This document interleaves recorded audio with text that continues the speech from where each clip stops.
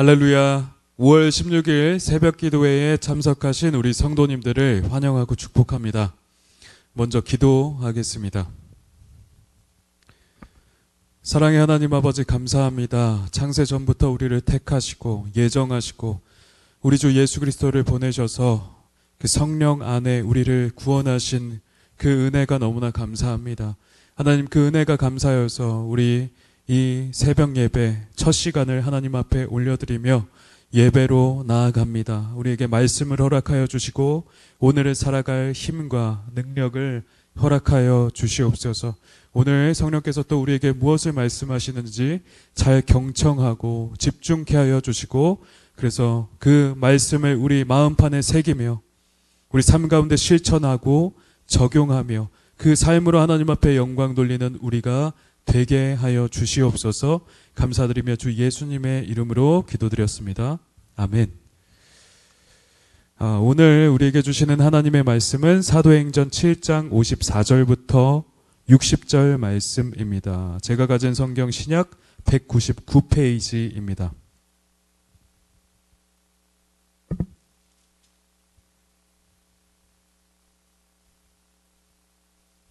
제가 봉독하도록 하겠습니다.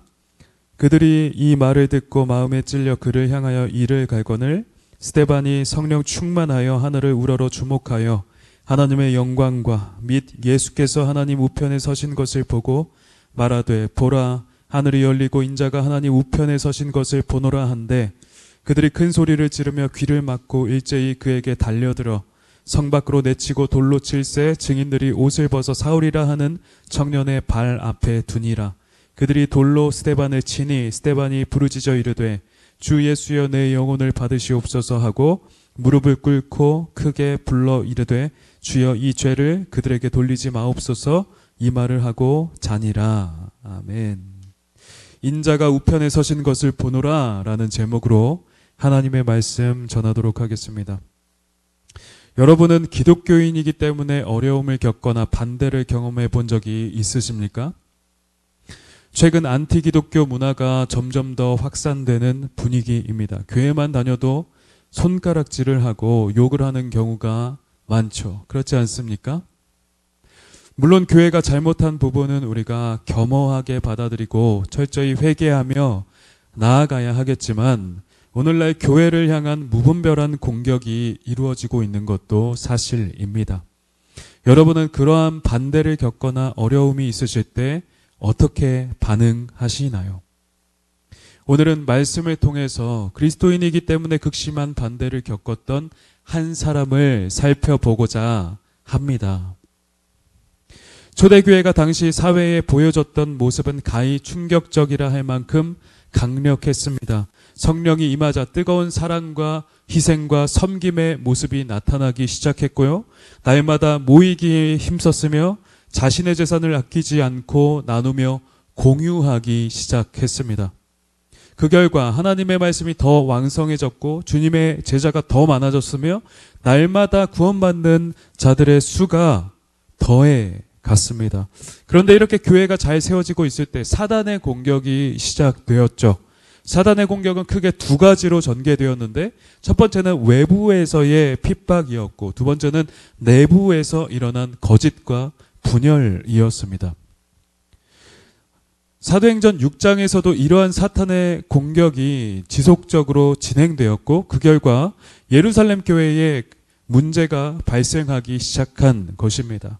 당시 예루살렘 교회는 규모가 제법 커진 상황이었어요. 그래서 교회 안에는 헬라파 기독교인과 히브리파 기독교인이 이렇게 두 개의 파로 나뉘어 있었고, 숫자로는 히브리파 교인들이 훨씬 더 많은 상황이었습니다. 그러니까 아무래도 히브리파 교인들이 많다 보니까 매일 하는 구제에서 헬라파 기독교인들이 제외되는 상황이 발생하게 되었고, 이런 행정상의 실수로 인해서 헬라파 기독교인들이 제외되는 상황이 발생하게 되었던 것입니다. 그래서 그들에게 원망하는 일이 일어났던 거예요. 그러니까 누구는 돕고 누구는 안 돕고 해서 불만과 원망이 일어나게 된 것입니다. 지금까지 12사도들이 말씀과 기도의 구제까지 모든 것을 다 책임지다 보니까 감당해야 할 일들이 굉장히 많았거든요. 그런데 이제는 규모가 커져서 모든 것을 다 돌보지 못하는 상황이 발생한 것입니다. 그래서 어떻게 했을까요? 사도들은 이 문제를 해결하기 위해서 성령과 지혜가 충만한 7 집사를 세우게 된 것입니다. 그리고 자신들은 오로지 기도하는 일과 말씀 사역에 힘쓰기로 했죠. 그래서 온 교회가 함께 믿음과 성령이 충만한 사람 7명을 선택했고 그들을 위하여 기도하고 안수하여 집사의 직분을 맡기게 된 것입니다. 이렇게 세워진 7 집사는 이제 구제 사역을 전담하여 맡게 되었습니다. 오늘날 집사라는 직분의 기원이 바로 여기에 있습니다. 집사의 직분 중 가장 성경적인 역할은 교회 내에 가난하고 어려운 자를 찾아가서 위로하고 구제하는 역할을 하는 것입니다. 그것이 집사의 성경적인 역할입니다. 그런데 오늘 본문에서 살펴볼 주인공은 특별히 7 집사 중에 한 사람인 스데반입니다. 이 이름은 헬라어로 스테파노스인데 면류관이라는 뜻을 가지고 있어요. 이 스데반은 등장할 때부터 칭찬으로 가득했습니다. 6장 8절 말씀을 같이 읽어보겠습니다. 스데반이 은혜와 권능이 충만하여 큰 기사와 표적을 민간에 행하니. 스데반 집사님은 어떤 사람인가요? 은혜와 권능이 충만하다고 소개하고 있습니다. 하나님의 은혜와 권능이 충만한 사람이래요. 여러분, 성경은 성도가 얼마나 많이 성공하고 얼마나 세상으로부터 인정받고 있는지를 두고 사람을 평가하지 않습니다. 얼마나 대단한 사람이고 얼마나 많이 가졌는가로 평가하지 않는다는 거예요. 그럼 무엇으로 사람을 판단하나요? 성경은 그 사람이 하나님 앞에서 얼마나 신실한가, 또 하나님과의 관계가 어떠한가, 얼마나 친밀한가로 그 사람을 판단하는 것입니다. 그래서 하나님과의 관계가 친밀한 이 스데반을 하나님의 은혜와 권능이 충만한 사람이라고 칭찬한 것입니다. 이 성경의 기준에 따르면 여러분은 하나님 앞에서 어떻게 평가가 될 것 같으신가요? 그러므로 스데반은 하늘로부터 공급받은 은혜와 권능으로 많은 기사와 표적을 행한 것입니다. 성경에 자세하게 나와 있지는 않지만 아마도 병을 고치거나 귀신을 내어 쫓고 영혼을 구원하는 일들을 행했을 것입니다. 이는 마치 12 사도들을 방불케 하는 것이었죠. 여러분도 나이, 성별, 직분과 상관없이 자신의 자리에서도 하나님의 권능을 받게 되면 이렇게 될 수 있다는 사실을 기억하십시오. 하나님의 은혜와 능력에는 남녀노소, 빈부, 귀천이 차별이 없습니다. 성령 충만을 받으면 능력이 나타나고 쓰임을 받는 것입니다. 그렇게 쓰임 받으시는 여러분들 되시기를 주님의 이름으로 축복합니다. 그런데 이때 스데반은 회당에서 예수님의 십자가 죽음과 부활을 담대히 선포하기 시작한 것입니다. 그러던 중 회당에서 구약 성경을 잘 알고 있던 유대인들과 논쟁을 벌이게 된 거예요. 예수 십자가 복음을 두고 큰 논쟁이 벌어진 것입니다. 그러면 그 논쟁의 결과가 어떠했을까요? 6장 10절 말씀은 이렇게 기록합니다. 스데반이 지혜와 성령으로 말하며 그들이 능히 당하지 못하여. 아멘. 스데반의 논쟁 상대는 회당에서 가장 언변이 뛰어나다는 논객들이었습니다. 그들은 유대교를 가장 잘 이해하고 있었고 구약 성경에 능통한 자들이었죠. 그런데 그들은 스데반 한 명, 이 한 명을 감당해내지 못한 것입니다. 왜 그럴까요? 이는 스데반이 성령과 지혜로 말했기 때문이라고 말씀하는 것입니다. 위로부터 부어진 성령 충만과 그 지혜로 말했기 때문에 그 누구도 당해낼 수 없었던 것입니다. 성경은 반복적으로 스데반의 사역의 근거가 무엇인지를 우리에게 보여주고 있어요. 그것은 인간의 뛰어남이나 능력 탁월함이 아니라 오직 성령 충만이라고 하는 것입니다. 이 성령 충만만이 하나님의 사역을 잘 능력으로 감당케 하는 것입니다. 우리 성도님들도 이 성령 충만을 사모하셔서 위로부터 덧입혀지는 은혜가 있으시기를 축복합니다. 그래서 하나님께 아주 크게 쓰임 받으시기를 축복합니다. 스데반과 논쟁을 벌이고 반대하던 사람들은 그를 이기지 못하자 이제 거짓 죄목을 만들어서 스데반을 체포하려는 음모를 꾸몄습니다. 그들은 사람들을 매수해서 거짓 소문을 퍼뜨리기 시작했어요. 그 결과 스데반이 모세와 하나님을 모독하고 다닌다는 이 거짓 소문이 예루살렘에 퍼지기 시작했고, 결국 스데반은 붙잡혀 사내들인 법정에 서게 되었습니다. 이 법정에서 우리 예수님도 신문을 받으셨었죠. 바로 거기에 서게 된 거예요. 법정 앞에 선 스데반의 죄목은 크게 두 가지였습니다. 첫 번째는 성전 모독죄였습니다. 예수님은 요한복음 2장 19절에 이렇게 말씀하셨어요. 너희가 이 성전을 헐라 내가 사흘 동안에 일으키리라. 예수님이 일으키실 성전은 눈에 보이는 성전이 아니라 예수님의 성전된 육체를 가리키신 말씀이었습니다. 예수님은 눈에 보이는 공간 중심의 성전이 아니라 예수님 자신이 직접 성전이 되시는 새로운 성전을 만들겠다고 하신 거예요. 스데반은 이 예수님의 말씀을 그대로 전한 것뿐인데, 유대인들은 스데반이 성전을 헐려 한다며 스데반을 고발한 것입니다. 두 번째 제목은 모세가 전한 율법과 규례를 고치려 한다는 것이었어요. 우리 예수님은 율법을 폐하러 오신 것이 아니라 완전하게 하려고 오셨다고 했죠. 그러므로 영적으로 어두웠던 유대교 지도자들은 이 율법에 담긴 진정한 뜻과 의미를 알지 못하고 예수님의 가르침을 전혀 이해하지 못했던 것입니다. 그러므로 예수님이 율법을 바꾸고 고치려 한다고 생각했던 것이고, 또 스데반은 이러한 예수님을 그대로 전했기 때문에 이것이 그에게 죄가 올무가 되었던 것이었습니다. 그래서 유대교 지도자들은 이러한 혐의를 걸어서 예수님과 스데반을 고발한 것입니다. 유대교에서 가장 중요하게 여긴 것이 성전과 율법인데 여기에 혐의를 걸어서 고발했던 거예요. 그러므로 이러한 정죄에서 빠져나오기란 거의 불가능한 것이었죠. 예수님은 이러한 죄목으로 인해 신성모독이라 하여 십자가에서 죽임당하고 돌아가셨던 것입니다. 그런데 이제 스데반도 예수님과 같은 이유로 붙잡혔고 이제 죽을지도 모르는 판결을 앞두고 있었던 것입니다. 스데반은 이 자신의 죽음을 직감했을 가능성이 매우 높습니다. 그런데 이때 스데반의 반응은 어땠습니까? 6장 15절 말씀은 이렇게 말씀합니다. 공회 중에 앉은 사람들이 다 스데반을 주목하여 보니 그 얼굴이 천사의 얼굴과 같더라. 그 어려움 중에 스데반의 얼굴이 천사의 얼굴과 같았다고 기록하고 있습니다. 이 말은 어떤 의미일까요? 우리에게는 매우 낯선 표현이지만 유대인들에게는 너무나 익숙한 표현이거든요. 이 말은 사람이 하나님 앞에 서 있을 때, 하나님의 임재가 충만할 때 사람에게 보이는 가장 아름답고도 거룩한 모습을 표현하는 것입니다. 시내산의 모세를 떠올리면 이해하기가 쉬우실 것 같아요. 시내산 꼭대기에서 하나님을 만나 뵙고 내려온 모세는 얼굴에 광채가 나서 수건으로 얼굴을 가리고 있었습니다. 이처럼 스데반은 하나님의 임재 가운데 성령으로 충만하여져서 얼굴이 천사와 같이 광채가 나고 있었던 것입니다. 스데반은 이런 죽음의 위기 가운데서도 하나님과 친밀하여서 굉장히 평안하고도 담대하고 영광된 얼굴을 하고 있었던 것입니다. 얼마나 멋있고 아름다운가요? 여러분 또한 이런 모습이 되고 싶지 않으신가요?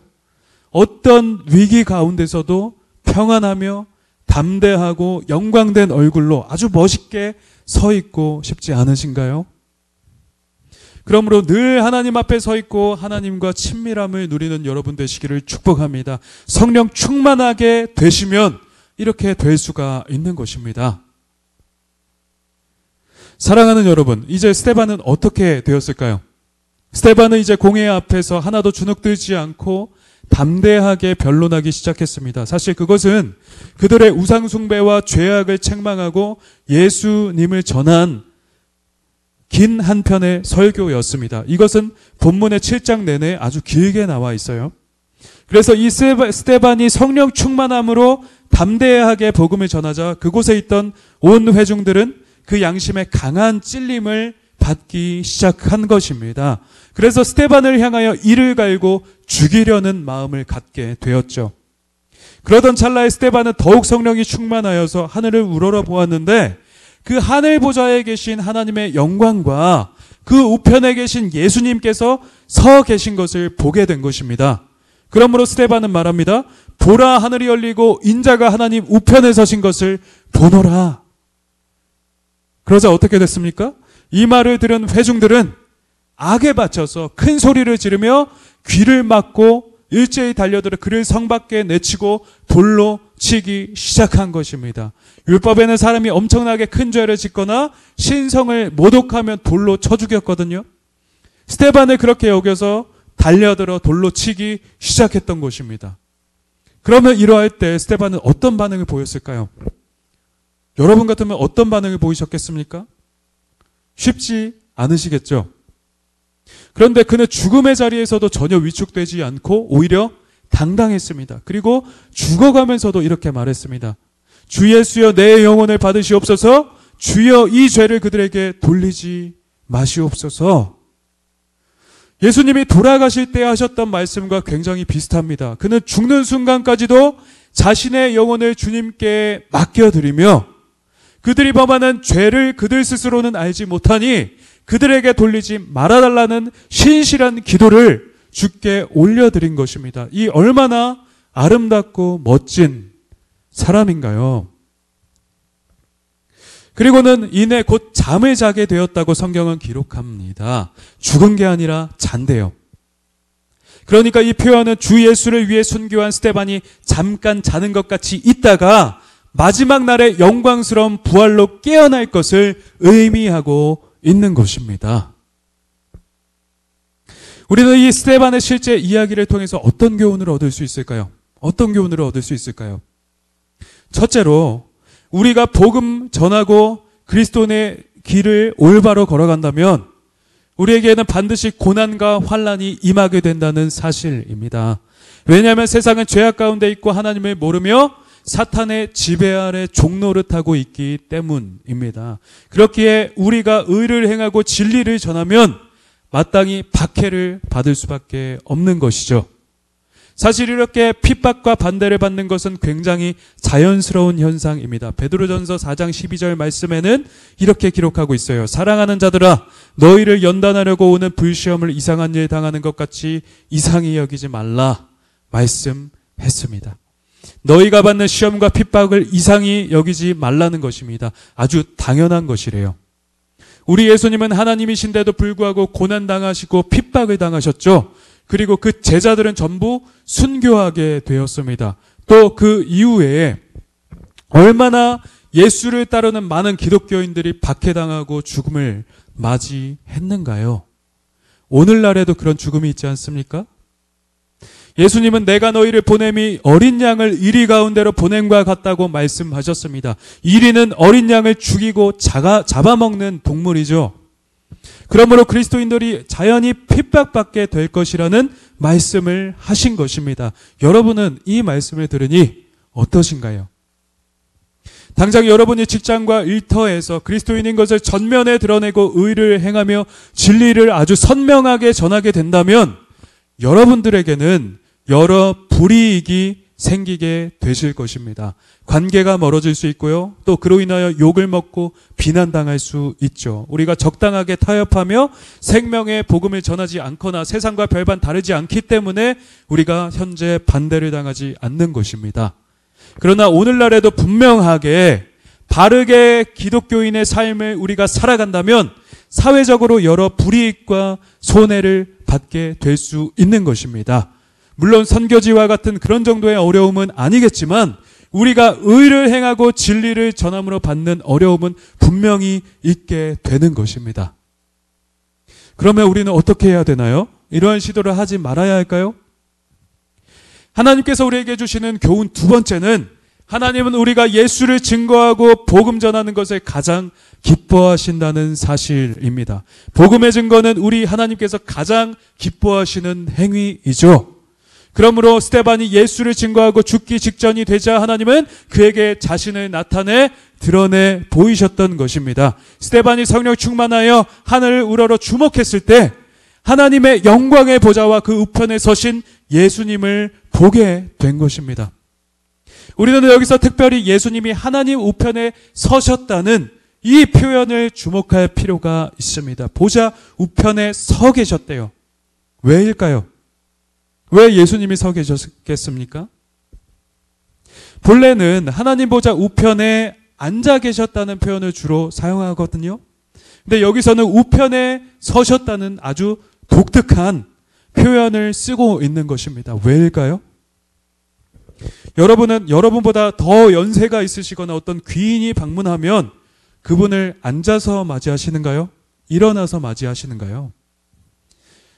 당연히 일어나서 정중하게 그분을 모실 것입니다. 이것처럼 그 존귀하신 예수님께서 주를 위해 헌신하고 복음 전하는 그 스데반을 위해서 친히 일어나 맞아주시고 인정해 주신다는 사실입니다. 예수의 이름으로 인해 고난받는 스데반을 인정하시며 친히 서서 맞아주신다는 사실입니다. 이는 스데반만 아니라 복음을 위해 헌신한 모든 성도들에게 하시는 말씀으로 우리는 받을 수가 있는 것입니다. 이처럼 우리가 복음을 전하고 주를 위해 고난받는 것을 우리 주님은 매우 기뻐하신다는 사실입니다. 그리고 우리를 훗날 기뻐 맞아주실 것이죠.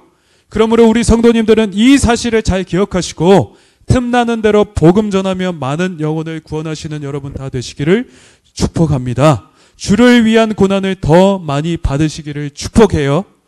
하나님은 그에 맞는 영원한 상급과 영광을 마지막 날 그 사람에게 더욱 부어주실 것이기 때문입니다.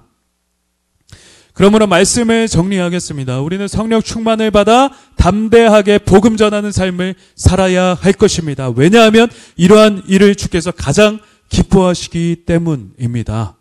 물론 우리가 이렇게 복음을 전하고 의를 행하게 되면 우리는 많은 어려움과 고난에 직면하게 될 수 있습니다. 그러나 주님은 우리가 이를 능히 이기게 하시고 성령의 능력으로 승리하게 하실 것이죠. 바로 스데반처럼 말입니다.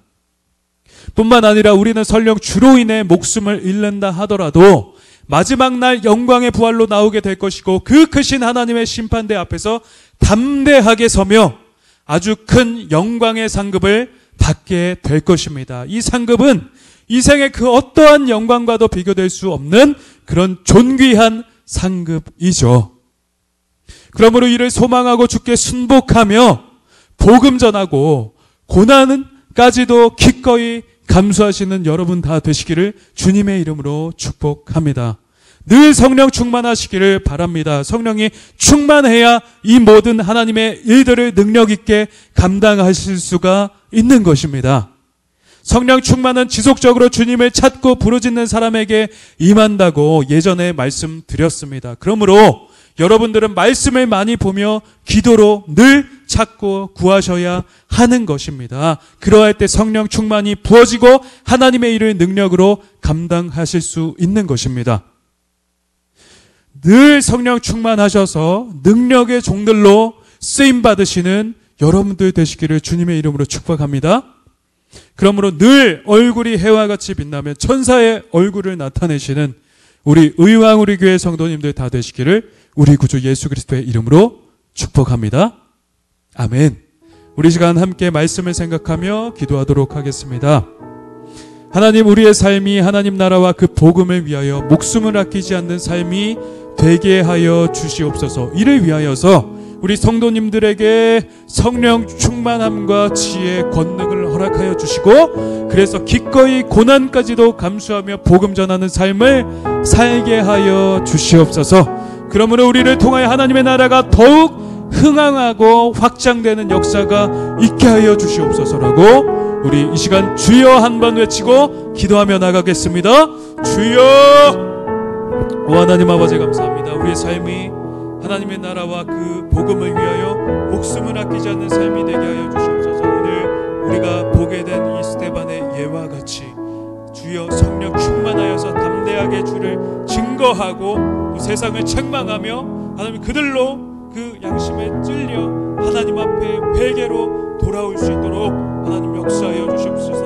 우리를 그러한 도구로 사용하여 주시고 그러함으로 아버지 하나님 그런 능력 있는 종들을 사용하시기 위하여서 아버지 하나님 우리 성도님들에게 성령 충만함과 지혜의 권능을 허락하여 주시기를 바랍니다. 아버지 하나님 우리 성도님들이 고난까지도 기꺼이 감수하며 복음 전하는 삶이 삶을 살게 하여 주시옵소서. 아버지 하나님, 그러므로써 우리로 인하여서 하나님의 나라가 확장되고 하나님의 나라가 이 땅 가운데 흥황하는 역사가 있게 하여 주시옵소서.